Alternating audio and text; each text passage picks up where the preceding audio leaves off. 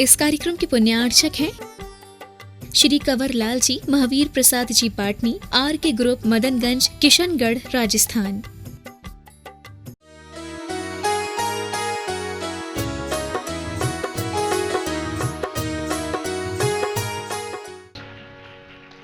धर्म का तीसरा दिवस है। मंगल भवन अमंगल हारी, पारसनाथ जगत हितकारी। सुख संपत सबही घर आवे, पारस कथा भविक जो गावे।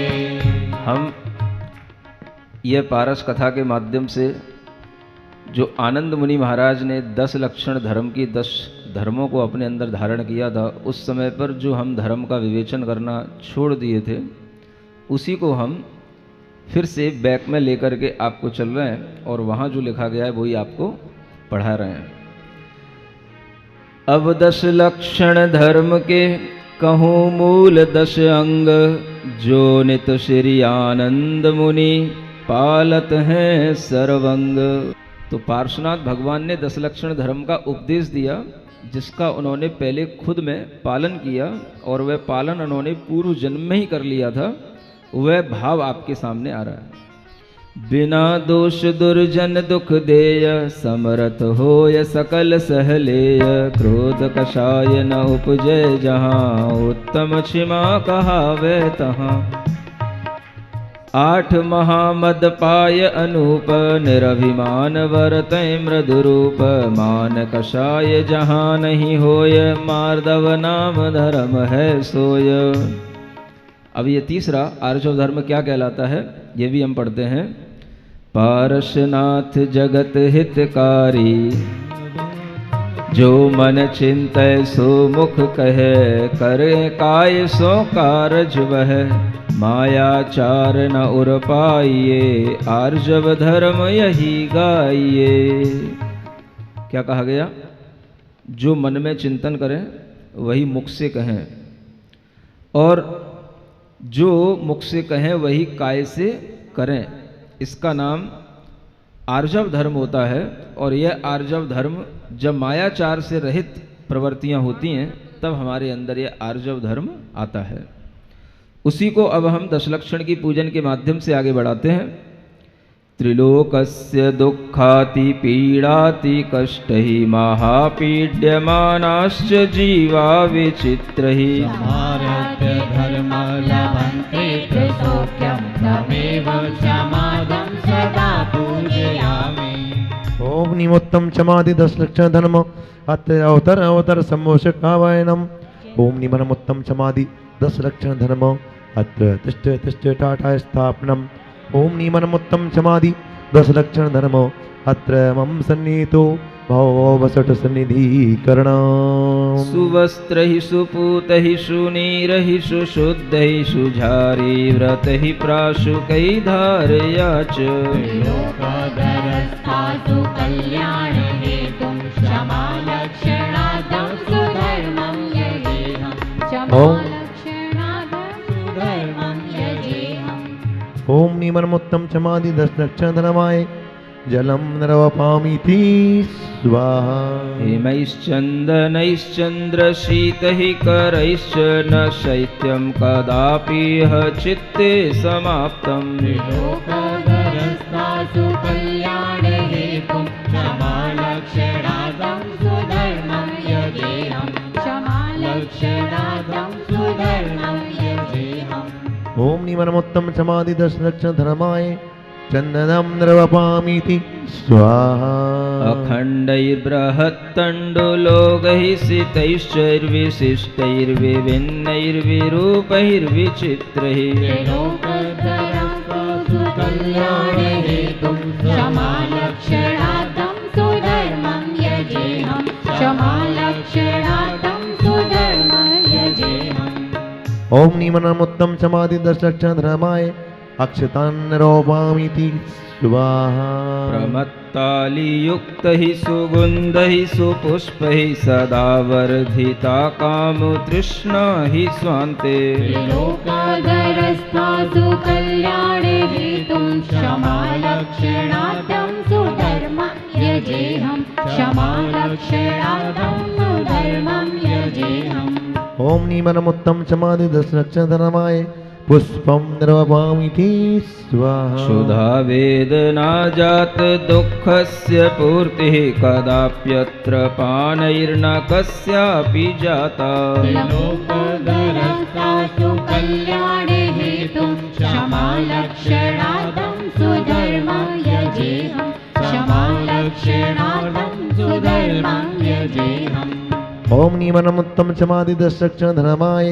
नैवेद्यं निर्वपामीति स्वाहा प्रदीपप्रकाशेन मूर्ता हि दृष्टा पदार्था अमूर्तास्तु कैवल्यगम्याः त्रिलोकोदरस्थासु कल्याणे हेतुं क्षमालक्षणार्थं सुधर्मं यजेहं क्षमालक्षणार्थं सुधर्मं यजेहम् ओम निमनमुत्तम चमादि दशलक्षधनमाय दीपं निर्वपामीति स्वाहा नवन्नः प्रदित्रेत्र धूपेन लोके कदा कर्म मुक्ताश्च जाता न तेन त्रिलोकोदरस्थासु कल्याणे हेतुं क्षमालक्षणार्थं सुधर्मं यजेहं क्षमालक्षणार्थं सुधर्मं यजेहम् ओम निवनमुत्तम चमादि दशलक्षधनमाय धूपं निर्वपामीति स्वाहा लवङ्गैः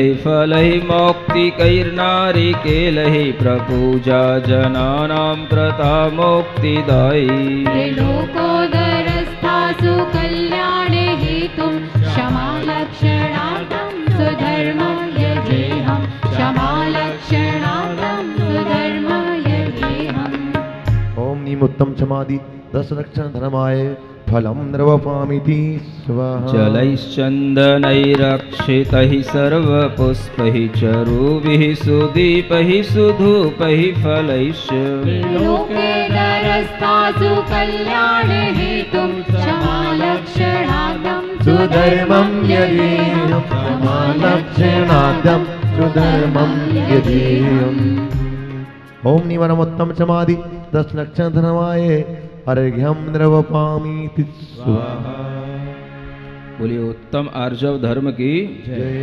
मायानुबद्ध हृदयो जगतः समक्षे धर्मी महाव्रतधरोऽस्मि महातपस्वी इत्यादि कांक्षितमना कुरुते स सर्वं त्रैलोक्यवञ्चन परो नुत्यात्मघाती मायी न चिन्तयति वै परमार्थतत्त्वं नो वा तदर्थमिह तप्यति सौख्यमेति किन्त्वादिशेष परमात्म विबोध शून्या मिथ्यात्वभूरि परिणामगतः कुदुष्टा निकृतिशल्यधरा मनुजाः सदा परभवे वनिता भवधारका पशुगतौ बहुदुःख्यमुपेत्य ते प्रतिभवं निकृति प्रकृतिर्व्यथा ओम निमुत्तम आर्जव धर्मांगाय अर्घ्यं निर्वपामीति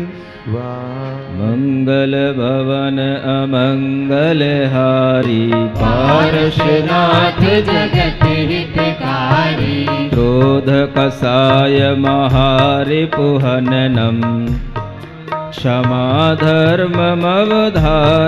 नित्यं मानकषाय विनाशनहेतुम्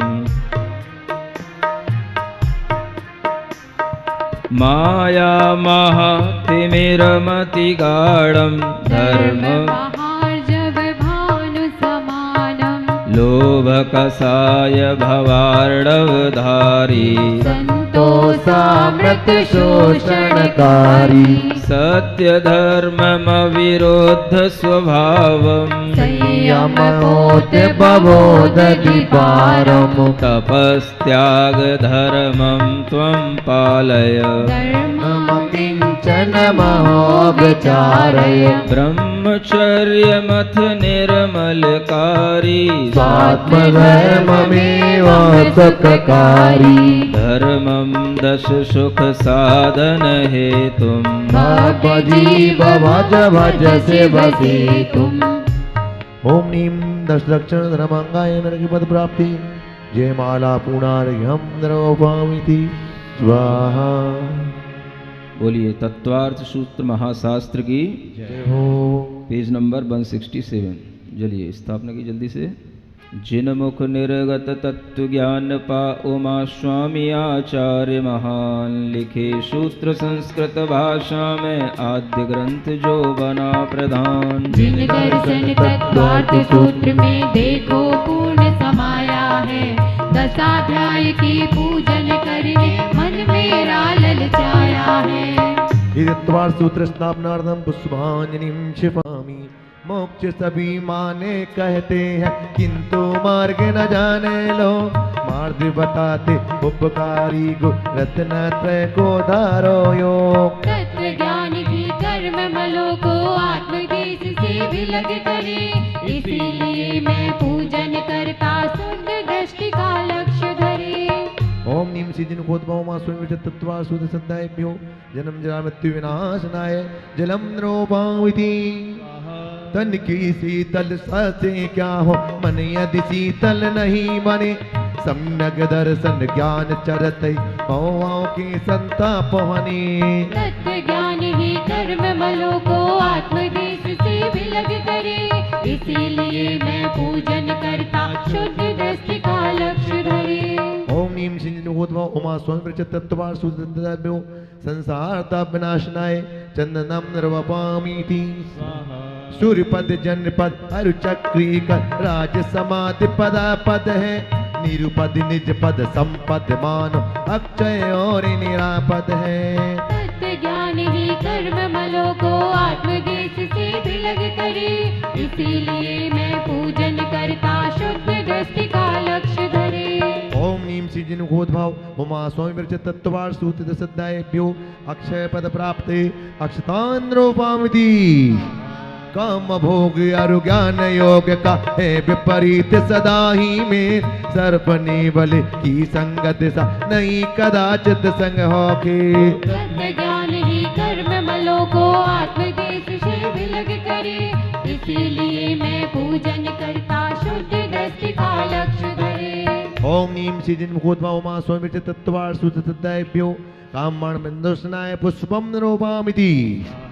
जो कुछ भी रसना को भाता खूब खिलाया जी भर के फिर भी कुछ भी हाथ न आया मन खाली का पी करके। तत्व ज्ञान ही कर्म मलो को आत्मदेश से विलग करे इसीलिए मैं पूजन करता शुद्ध दृष्टि का लक्ष्य धरे। ओम नीम सीजन होद्वा उमा स्वामी तत्वार्थ सूत्र सद्दायभ्या सुधारोग विनाशनाय नैवेद्यम नरोपामिति। मोहे राग का ब्रह्मचाया तिमिरे यही हे सगन यहाँ ज्ञान ज्ञान मत ज्ञान अनुभवे ऐसा दीपक मिले कहाँ। तत्व ज्ञान ही कर्म मलो को आत्मदेश से विलग करे इसीलिए मैं पूजन करता शुद्ध दृष्टि का लक्ष्य धरे। ओम नीम सीजन गोदभा उमा स्वामी व्रज तत्वार्थ सूत्र सद्दायभ्यो मोहांधकार विनाशनाय दीपम नरोपामिति। काल गुरु की धूम अग्नि में नासा को सुख पहुँचाती कर्म नाश हो तपो अग्नि से ऐसी लो ना जल पाती। तत्व ज्ञान ही कर्म मलो को आत्मदेश से विलग करे इसीलिए मैं पूजन करता शुद्ध दृष्टि का लक्ष्य धरे। ओम नीम सीजन मुखोद्भा उमा स्वामी व्रज तत्वार्थ सूत्र सद्दायभ्यो अष्टकरमेन्दुशनाय धूपम नरोपामिति। हरे भरे आंसू के साके सब फल नश्वर कहलाते फल प्रमाण का ही अविनश्वर बुद्ध प्रमाण से है पाते। तत्व ज्ञान ही कर्म मलो को आत्मदेश से विलग करे इसीलिए मैं पूजन करता शुद्ध दृष्टि का लक्ष्य धरे। ओम नीम सीजन गोदभा उमा स्वामी व्रज तत्वार्थ सूत्र सद्दायभ्यो मोक्ष फल प्राप्ते फलम नरोपामिति। जल फल चंदन भोजन दीपन तूपन चावल कुसमन ले जिन पति मुख निर्गत जिन वाणी पूजन अर्घ नव सुवर्धरे तत्व ज्ञान ही कर्म मलों को आत्मदेश से विलग करे इसीलिए मैं पूजन करता शुद्ध दृष्टि का लक्ष्य धरे ओम नीम सृजन कोद्भवम स्वयं विच तत्वार सुते दशध्याय प्यो नरक पद प्राप्ते अर्घ्यम द्रौपामिति स्वाहा। तृतीय अध्याय निकालें। आज तत्वार सूत्र का इस तृतीय अध्याय का जो हम भाव समझेंगे, प्रथम अध्याय में हमने सम्यक दर्शन सम्यक ज्ञान के बारे में सुना था और उसके लिए जो जीव आदि 7 तत्वों की हमने चर्चा की थी, उसी में दूसरे अध्याय में हमने जीव के भावों को सुना और अब इस तीसरे चौथे अध्याय में एक तरह से हम जीव कहाँ कहाँ रहते हैं ये भी पूरा जान लेते हैं। यह एक तरह से जियोग्राफी है, जैन जियोग्राफी, समझते हैं, जिसे हम जैन भूगोल कह सकते हैं।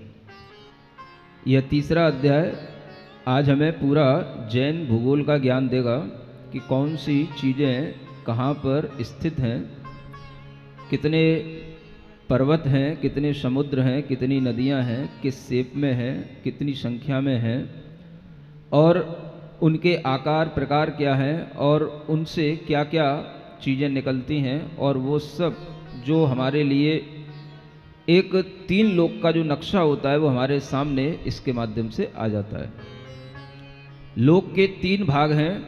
एक सबसे नीचे का भाग जिसे हम अधोलोक कहते हैं, मध्य का भाग मध्यलोक कहते हैं और सबसे ऊपर का जो भाग है उसे हम ऊर्ध्वलोक कहते हैं। ऊर्ध्वलोक की चर्चा चौथे अध्याय में होगी।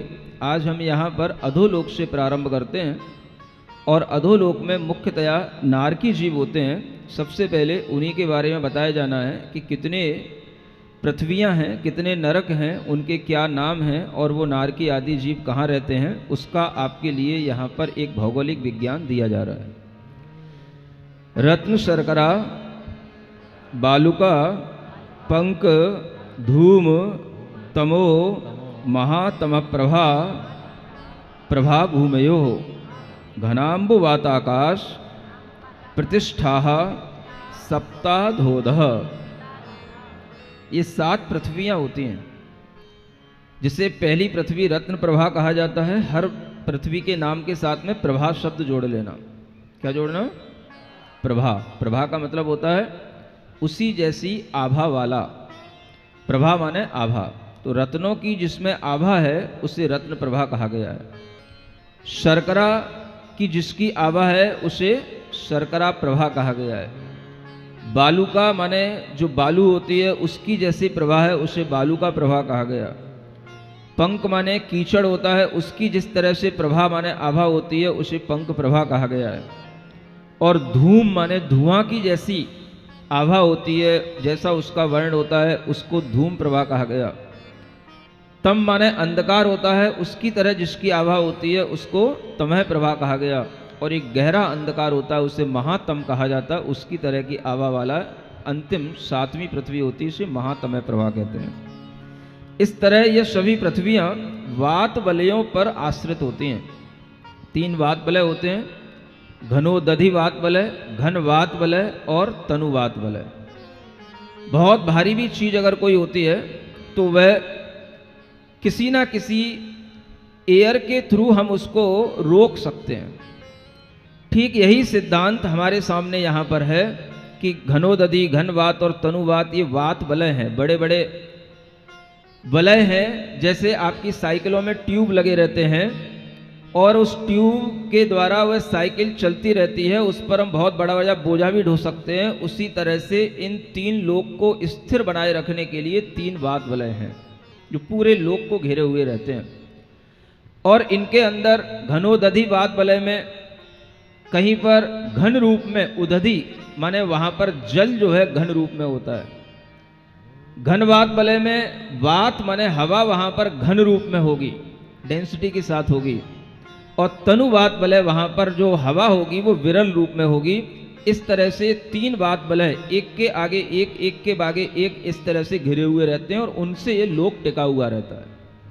तो हम ये जान करके रखें कि लोक को टिकाने का कोई अगर आधार है तो क्या है? वात वलय, जिसके आधार पर ये 3 लोक टिके हुए रहते हैं। और इसको टिकाए रखने के लिए कोई भी न किसी भगवान का हाथ उसमें लगा हुआ है और न किसी भगवान की उसमें भुजा टिकी हुई है और न किसी भगवान की कोई उसमें सिर टिका हुआ है जिसके ऊपर ये लोक टिका हुआ है ना। जैसा कि आपको पढ़ाया जाता है, तो ये लोक किसके ऊपर टिका हुआ है? 3 वात वलय के ऊपर टिका हुआ है। यही 3 हम भगवान समझ लें, इन्हीं को 3 को हम जो समझना चाहें समझ लें। ये अकृत्रिम हैं और इनको हमेशा इसी रूप में रहना है। ऐसे यह अकृत्रिम वात वलयों से 7 भूमियां टिकी हुई रहती हैं और ये भूमियां सभी एक के नीचे एक, एक के नीचे एक, एक के नीचे एक तय खाने की तरह होती हैं। जैसे मल्टीपल स्टोरी होती हैं जो आप ऊपर बनाते हैं, ऐसे ये नीचे बनी हुई होती हैं। तासु 30 पंचविंशति, विंशति बोलना, बहुत से लोग विशंति विशंति करते हैं, कोई विशति विशति करते हैं ना। विंशति पंचदश 10 त्रि पंचोनैक नरक 100 सहस्राणि पंचचैव यथाक्रमम। इन 7 पृथ्वियों में जो बिल बने रहते हैं, क्या बने रहते हैं? हाँ, बिलों की तरह इनकी आकृति है। बड़े बड़े बिल होते हैं, छोटे छोटे चूहों के बिल नहीं हैं, बड़े बड़े बिल हैं जिनके आकार भी ऊंट के मुख के आकार की तरह, गर्दभ यानी गधे आदि के जो मुख होते हैं उनके आकार की तरह इनके मुख होते हैं। और उसमें से प्रवेश करने के बाद अंदर बहुत बड़े बड़े बिल होते हैं, योजनों तक फैले हुए, किलोमीटरों तक फैले हुए, उनमें नारकी जीव रहा करते हैं। तो 7 पृथ्वियों में कुल मिलाकर के 84 लाख बिल होते हैं। कितने? हर एक पृथ्वी में बिल की संख्या यहां पर बताई गई है जो आपको जानना है। तीसरी में 15, चौथी में 10, 5वीं में बोलो क्या लिखा है? ऊपर सूत्र भी पढ़ते जाओ। 63 माने 30, पंचविंशति माने 25, पंचदश माने 15, 10 माने 10 और त्रि माने 3। फिर 6वीं में 5, पहली में 30 लाख, दूसरी में 25 लाख, तीसरी में 15 लाख, चौथे में 10 लाख, 5वें में 3 लाख और 6वें में 5 कम 1 लाख और 7वें में 5 बिल होते हैं। इस तरह से सब मिलाकर के बिलों की संख्या कितनी हो जाती है? 84 लाख हो जाती है। इन 84 लाख बिलों में ही नारकी जीव रहा करते हैं। 7 नरक कहलाते हैं, वो पृथ्वियां हैं। वस्तुतः देखा जाए तो 84 लाख बिल ही नरक के वो स्थान हैं जहां पर नारकी जीव रहते हैं। सुन रहे हो? बोलो तो, विश्वास हो रहा है? नारकी होते हैं कि नहीं होते हैं? कैसे होते हैं? कैसे होते हैं? आगे बताएंगे कैसे होते हैं। लेकिन होते हैं तो कहीं ना कहीं होते हैं, तो कहीं ना कहीं रहते भी होंगे। तो उनके रहने का जो स्थान है पहले हम वो जाने, फिर कैसे होते हैं ये हम आगे जानेंगे। इन पृथ्वी में बिल की संख्या 30 25 पन 10 लखा।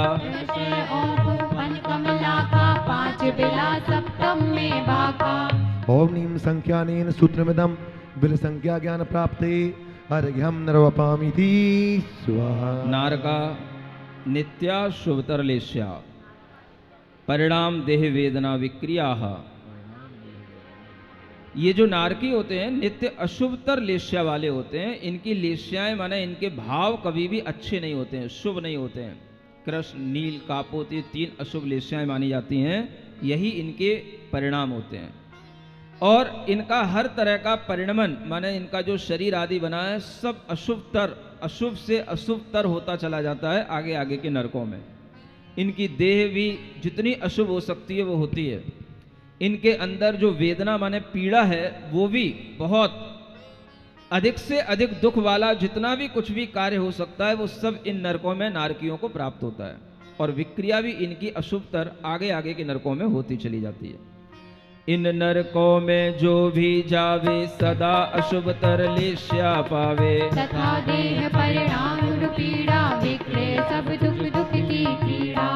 ओम नीम सुभावनेन सूत्रमिदं नरक वेदना ज्ञान प्राप्ते अर्घ्यम द्रवपामीति स्वाहा। नरकों में लाइट नहीं होती है। क्या नहीं होता? हाँ, क्योंकि वहाँ पर कोई कनेक्शन देने वाला नहीं होता और वहाँ पर कोई चार्ज देने वाला भी नहीं होता। तो विदाउट लाइट वे हमेशा किस में रहते हैं? अंधकार में। फिर भी उन्हें ऐसा शरीर प्राप्त होता है, ऐसी आंखें मिलती हैं जिससे वो और कुछ नहीं देख सकते, एक नारकी दूसरे नारकी को देख सकते हैं। जैसे बिल्ली रात में, शेर रात में सब कुछ देख सकते हैं, वैसे ही नारकी भी रात के अंधेरे की तरह उस स्थान में सब कुछ देखते हैं। सुन रहे हो? चारों तरफ क्या है? अंधकार, घोर अंधकार। और नारकियों का जो शक्ल और पूरा शरीर होता है वो भी कैसा होता है? कृष्ण लेश्या वाला, पूरा काला, भयंकर टाइप का काला। समझ आ रहा है? जिसकी अगर आप थोड़ी सी भी अपने अंदर अगर थोड़ी सी भी इमेजिनेशन लाएं तो वो आपके लिए रात की नींद गायब कर दे, ऐसे भयंकर काले। हुंडक संस्थान होता है, बिल्कुल आड़े टेढ़े, ऊपर नीचे, कहीं पर भी कुछ भी उनके शरीर की हड्डियां निकली हुई हैं। ऐसे अशुभ से अशुभतर शरीर वाले, मुख वाले, उनके शरीर के रंग हमेशा इसी तरह के डरावने काले रहने वाले, ऐसे वह नारकी जीव उन नरकों में रहते हुए अनेक तरह की वेदनाएं उस नरक की भूमि से भी प्राप्त करते हैं। और वहां जो उनको रहना होता है वह जीवन पर्यंत तक रहना होता है। ये आपको कल बताया था कि नरकों में अकाल मृत्यु नहीं होती है। वो सब क्या करते हैं? उनके पास में एक विक्रिया शक्ति होती है, और उस विक्रिया शक्ति से वह किसी भी तरह का खुद एक औजार बन जाते हैं और दूसरे के ऊपर गिर पड़ते हैं। दूसरा तीसरे के ऊपर गिरेगा, ऐसा करके एक नारकी दूसरे नारकी को इस तरह से कुछ भी हथियार बना करके मारते रहते हैं। वो कुछ भी बना सकते हैं, आग बन जाएंगे, बड़े बड़े भाले बन जाएंगे, और इस तरह से वह एक दूसरे को मारने का, काटने का काम उनका हमेशा चलता रहता है। उनके शरीर बड़े ही दुर्गंधित, बड़े ही विकृत और इस तरह के शरीर होते हैं कि उन शरीरों में वैक्रियक शरीर होने के कारण से वह शरीर मिटता तो है लेकिन तुरंत ही फिर से जुड़ जाता है। जैसे पारे को हम अगर कभी अलग अलग कर दें उसके कणों को, तो वह पारा फिर से मिल जाता है, जुड़ जाता है। ऐसे ही उनका शरीर टूट जाता है, नष्ट हो जाता है, पूरा जल जाता है, कट जाता है, लेकिन फिर उनका शरीर एक साथ फिर मिल जाता है, वो मर नहीं सकते हैं। पूरी आयु भोगना उनकी नियति बन जाती है, और इस तरह का जीवन उनके लिए चलता रहता है। कुछ भी वहां पर खाने पीने को नहीं मिलता। सुन रहे हो? वहां की मिट्टी इतनी दुर्गंधित होती है कि अगर उसका एक कण यहां आ जाए तो किलोमीटरों तक लोग मर जाएं, इतनी दुर्गंधित वहां की मिट्टी होती है। पानी नाम की वहां चीज नहीं होती है। ऐसे नरकों में नारकी अपना जीवन जीते हैं और क्या करते रहते हैं? परस्परो दीरित दुखाहा, आपस में एक दूसरे को दुख देते रहते हैं। आपस में अति दुख को देना, सुख एक क्षण का कभी मिले ना। मार काट ही प्रतिपल कीना, और नहीं कुछ काज नवीना। ओम नीम सुभावनेन सूत्रमिदं नारक दुख ज्ञान प्राप्ते अर्घ्यम नरोपामिति स्वाहा। यहाँ इन नारकियों को जो दुख मिलते रहते हैं, इसके अलावा भी कुछ दुख उनको और प्राप्त होते रहते हैं, जो केवल ऊपर की 3 पृथ्वियों के नारकियों को मिलते हैं। और वो दुख होते हैं असुर कुमारों के द्वारा दिए जाने वाले दुख। असुर कुमार एक भवनवासी जाति की एक फैकल्टी है, और उसमें वो असुर कुमार जाति के जो देव होते हैं वो वहाँ जाकर के उन्हें लड़ाते हैं, भिड़ाते हैं, है ना। जैसे आपने देखा होगा कि पशुओं के खेल होते हैं, पशुओं को लड़ाया जाता है, तो लड़ाने वाले जिस तरह से आनंद लेते हैं, वैसे ही वहाँ पर असुर कुमार देव जो होते हैं वो पहली 3 पृथ्वियों में जाकर के उन नारकियों को लड़ाने का आनंद लेते हैं और उन नारकियों के कष्ट को और बढ़ा देते हैं। संक्लिष्टासुरोदीरि दुखाश्च प्राक चतुर्थ्याः कलु स्वभाव के असुर सुरा भी जाते चौथी भू पहले ही। बिड़ा बिड़ा कर खूब लड़ाते दुग्ध महान जाते। ओम नीम कल स्वभावनेन सूत्रमदम संक्लेश विनाशाय अर्घ्यम नरोपामिति स्वाहा। उन नारकियों की अब आयु बताई जाती है कि वो कितनी आयु वाले वो नारकी दीर्घ जीवन जीते हैं। तेष्वेक त्रिसप्तदश सप्तदश द्वाविंशति त्रयस्त्रिंशत् सागरोपमा सत्वानाम परा स्थिति।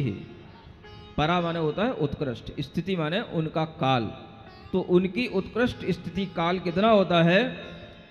तेसु माने उन पृथ्वियों में, एक माने 1 सागर, 3 माने 3 सागर, सप्त माने 7 सागर। ये उत्कृष्ट आयु बताई जा रही है। चौथी में 10, पांचवी में 17 और छठवीं में द्वाविंशति माने 22 सागर और सातवीं में 33 सागर की उनकी उत्कृष्ट आयु होती है। ये असंख्यात वर्षों का एक सागर होता है और ऐसे 33 सागरों तक की उनकी उत्कृष्ट आयु सप्तम भूमि में नारकियों की होती है। यह यहाँ पर बताया गया। अब उत्कृष्ट आयु बतलाते क्रम से 1 3 सप्त गिनाते। सागर 22 अंत भूमि सागर 33। ओम नीम नित्य शुद्ध पर्यायथिग्नैन सूत्रमिदं नारक जीव आयुर्ज्ञान प्राप्ते अर्घ्यम नरोपामिति स्वाहा। इन नारकियों का यहाँ पर केवल इतना ही वर्णन किया गया है ना, क्योंकि दुखों का वर्णन कितना भी किया जाए वो कम है और वह दुख की अनुभूति वहां पहुंचने पर ही आपको सही ढंग से हो सकती है। अगर वहां का दुख यहाँ बताया भी जाएगा तो आपको विश्वास में उतना नहीं आएगा जितना वहां जाकर के अनुभव किया जाएगा। तो जो जीव वहां जाते हैं वही वहां पर जाकर के दुखों की अनुभूति कर पाते हैं और वहां पर वो जीव जरूर पहुंचते हैं जो यहां सिर हिलाते हैं कि नरक नहीं होते हैं। क्या नहीं होते हैं? नरक जैसे कहीं कोई बिल नहीं होते हैं। ये सब डराने के तरीके हैं, ये सब डराया जाता है मनुष्यों को, ये अच्छी बात नहीं है। शास्त्रों में इस तरह से डर दिखा करके लोगों को धर्म करने के लिए बुलाया जाता है। ऐसे भी कुछ पढ़े लिखे लोग कहते हैं, सुन रहे हो? ऐसे ही पढ़े लिखे हो तुम लोग? हाँ, तो नरक होते हैं कि नहीं? नारकी होते हैं कि नहीं? नरकों में दुख इस तरह से नारकी प्राप्त करते हैं कि नहीं? अगर हाँ करते रहोगे तो आपको गारंटी देता हूं आपको नरकों में जा करके दुख भोगना नहीं पड़ेगा। हाँ, और अगर यूं सिर हिलाओगे कि नहीं होते, जो होएगा सो देखा जाएगा, तो फिर तुम ही जाके वहां देखना, फिर कोई बचाने वाला नहीं था। जम्बू द्वीप लवड़ोदादय शुभ नामानो द्वीप समुद्राहा। अब हम मध्य लोक में आ जाते हैं। कहाँ आ गए? हाँ, है ना। नरकों में ज़्यादा देर रहना और वहाँ की बहुत वेदना को सहना कोई जरूरी नहीं है। वहाँ बहुत वेदना, समझ आ रहा है? हम कौन थे? आर्य थे और किसकी संगति में पड़ गए? मिलेच्छों की। समझ आ रहा है? ऐसे मिलेच्छ जिन्हें नहाने धोने का भी संस्कार नहीं है। क्या सुन रहे हो? हाँ, नहाना धोना भी नहीं जानते, शरीर की सफाई करना भी नहीं जानते, पानी से भी अपने शरीर की गंदगी दूर की जाती ये भी नहीं जानते, उसके लिए भी पेपर यूज करते हैं। ऐसे मिलेच्छों की संगति, उनका बना हुआ भोजन यहां पर आकर के खाते हो, पीते हो, कैसी शुद्धि रहेगी तुम्हारी? कैसे तुमसे आहार लूं मैं? इसलिए फास्ट फूड का त्याग, चाइनीज फूड का त्याग इसलिए कराना पड़ता है कि ऐसे गंदे भोजन जिस कंट्री से आ रहे हो, ऐसे पैकेट जिस घर में रखे हो, वो घर भी अशुद्ध माने जाते हैं। समझ में आ रहा है? आप तो सुबह से यहां नहा धो करके आए, शुद्ध कपड़े पहने हो, उनको तो नहाना धोना भी नहीं आता। अगर किसी दिन नहा लें तो बड़े वो ऐसे करते हैं, जिस दिन उन्हें नहाने को पानी मिल जाए। समझ आ रहा है? इसलिए बस वो बोतल मुंह पे डालते रहते हो और ऐसे हिलते हैं जैसे कि मान लो बहुत बड़ा उन्हें आनंद आ गया। अरे ऐसे तो हम अपने घर के अंदर बाथरूम में वो फाउंटेन लगे रहते हैं, उनमें कितना नहाते रहते हैं। समझ आ रहा है? और उनके लिए ये सब कुछ नहीं है और फिर भी आप खुश हैं। हाँ, विदेशी लोग बहुत अच्छे होते हैं, बहुत अच्छे होते हैं। क्या अच्छे होते हैं? सीखो। हम अगर अच्छे हैं तो अपने संस्कारों के कारण से अच्छे हैं, जहां संस्कार नहीं है वहां कोई अच्छाई नहीं होती है। भरत ऐरावत विदेहा कर्म भूम्योन्यत्र देव कुरुत्तर कुरुभ्य। हाँ, विदेशी लोग भी सुन रहे हैं, बुरा नहीं मानना। और ये मुझे तो पता ही नहीं था, सभी कंट्री के लोग सुन रहे हैं। जर्मनी का तो यहाँ बैठा ही है। कोई बात नहीं, जो सम्यक ज्ञानी होगा वो जैसे को तैसा स्वीकार करता है ना। वहां पर रहने वाले अनेक भारतीय लोग अपना आचरण वहां पर अच्छा बनाए हुए हैं। ये उन भारतीयों के लिए बहुत अच्छी शाबाशी देने वाली बात है कि वो वहां पर रह करके भी अपना आचरण अच्छा बनाए हुए हैं। अनेक जैन लोग वहां पर आज भी पर्यूषण कर रहे हैं, जैन संस्कृति के अनुसार अपना धर्म कर रहे हैं। ये सब उन लोगों के लिए अच्छी बात है, लेकिन जो बहुतायत लोगों की संख्या और समाज है उसकी बात हम यहां कर रहे थे, है ना।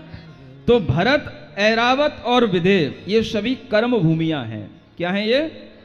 इनके अलावा देवकुरु और उत्तर कुरु ये जो है भोग भूमियां कहलाती हैं, ऐसा इस सूत्र में बताया है। भरत ऐरावत पंच विदेहा 15 कर्म भूमि के गेहा। पाप पुण्य अति कर सकते हैं और शिव गति भी पा सकते हैं। ओम नी विशिष्टेन सूत्रमिदं कर्म भूमि ज्ञान प्राप्ते अर्घ्यं नोपामिति स्वाहा। नरस्थिति परावरे त्रिपल्योपमांतर मुहूर्ते।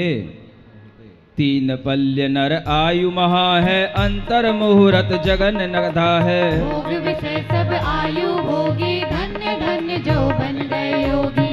इन मनुष्यों की उत्कृष्ट आयु कितनी होती है, चाहे वो भोग भूमि के हों चाहे कर्म भूमि के। तो उत्कृष्ट आयु मनुष्य की 3 पल्य की कही गई है। कितनी है ना? पल्य माने असंख्यात वर्षों का होता है, सागर से छोटा होता है। सागर भी असंख्यात की आयु वाला है और पल्य भी असंख्यात को नापने का ये यूनिट है। तो पल्य 3 पल्य की आयु उत्कृष्ट रूप से भोग भूमि के, उत्तम भोग भूमि के मनुष्यों में होती है।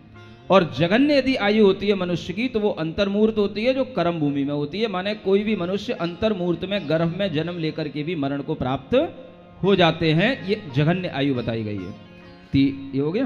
ओम निमनत्य शुद्ध पर्याय तग्नेन सूत्रमदम उत्कृष्ट जगन्यायुर ज्ञान प्राप्ते अर्घ्यं नरोपामिति स्वाहा। तिर्यक योनि जानाम च। और जैसी आयु मनुष्यों में बताई गई वैसी तिर्यंचों की भी जानना, माने उत्कृष्ट 3 पल्य और जगन्य अंतर्मूर्त। पशु गति में भी आयु जानो, नर समान उनमें भी मानो। उमा स्वामी गुरु का वर्णन है, फल इसका तजना जग भ्रम है। ओम नियनत्य शुद्ध पर्यायार्थिग्नेन सूत्रमदम त्रियग योनि गति आयुर ज्ञान प्राप्ते अर्घ्यं नरोपामिति स्वाहा।